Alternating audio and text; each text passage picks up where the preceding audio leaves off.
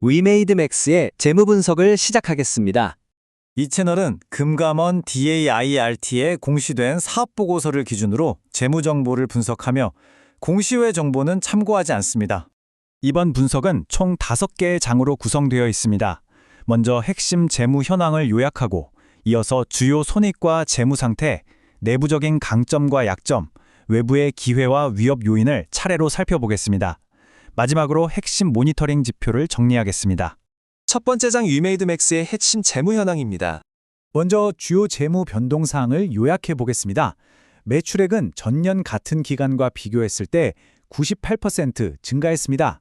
하지만 영업 손실은 이전 기간보다 그 폭이 확대됐고 영업활동 현금 흐름은 흑자에서 적자로 전환됐습니다. 재무 안정성의 경우 부채 비율 22%로 양호한 수준을 유지하는 것으로 나타났습니다. 그럼 이제 두 번째 장으로 넘어가서요. 주요 손익과 재무 상태를 구체적인 수치로 확인해 보겠습니다. 연결 손익계산서입니다. 당기 매출액은 1,488억 원으로 전기 750억 원에 비해 738억 원 증가했습니다.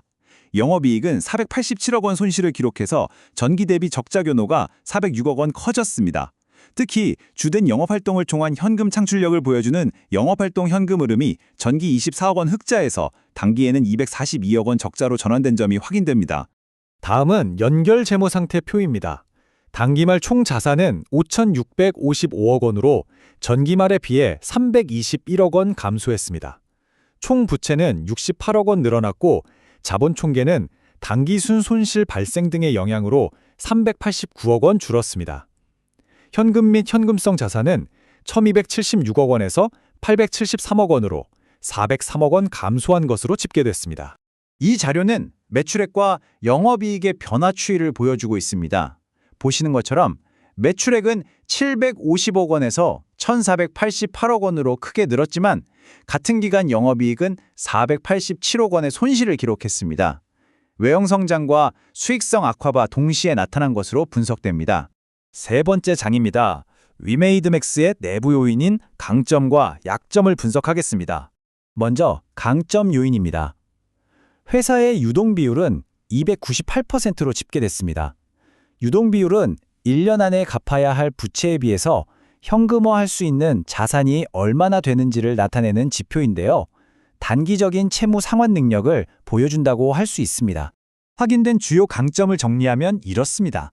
첫째, 유동 비율이 298%로 단기 지급 능력이 양호한 수준입니다. 둘째, 부채 비율이 22%로 낮아 자본 구조가 안정적인 것으로 평가됩니다. 셋째, 자회사 인수와 신작 출시 효과로 매출액이 98% 증가했습니다. 넷째, 873억 원의 현금성 자산을 보유하고 있어 단기 유동성 위험은 낮은 것으로 판단됩니다. 다음은 약점 요인입니다.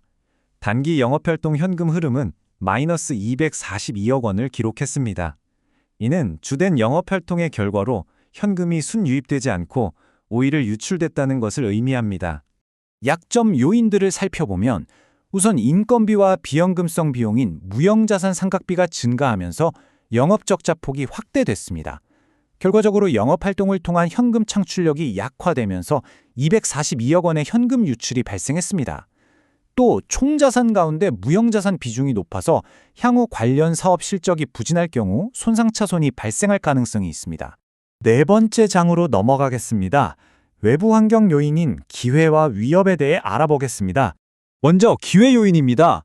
핵심 IP를 보유한 자회사를 인수하면서 외부 로열티 지급이 줄어들어 수익성이 개선될 수 있습니다. 또 PC나 콘솔 플랫폼에 직접 진출해서 글로벌 매출을 확대할 가능성도 있습니다. 이와 함께 새로운 장르의 프로젝트를 통해서 수익원을 다변화할 기회가 있는 것으로 나타났습니다. 다음은 위협 요인입니다. 현재 유동부채로 분류된 상환전환 우선주의 규모는 271억 원입니다. 이 상환전환 우선주는 투자자가 정해진 조건에 따라서 원금 상환을 청구할 수 있는 권리가 있는 주식을 말합니다. 주요 위협 요인을 정리하겠습니다. 인수합병 과정에서 발생한 무형자산 상각비가 고정비로서 영업이익의 부담으로 작용하고 있습니다. 또 종속회사가 발행한 271억 원 규모의 상환전환 우선주에 대해 상환 청구가 들어올 경우 현금 유출이 발생할 수 있습니다. 그 외에 특수관계자에 대한 대여금 회수가 지연될 가능성과 환율 변동에 따른 손익 변동 위험이 있는 것으로 확인됩니다. 마지막 장입니다. 앞으로 위메이드 맥스의 재무 상태 변화를 파악하기 위해 살펴봐야 할 핵심 모니터링 지표들을 정리했습니다. 첫 번째 지표는 영업활동 현금 흐름입니다. 이 지표는 핵심 사업을 통해 실제 현금이 얼마나 들어오고 나갔는지를 보여줍니다. 그렇기 때문에 기업의 현금 창출 능력을 판단하는 데 중요한 기준이 됩니다. 두 번째는 무형자산 상각비입니다.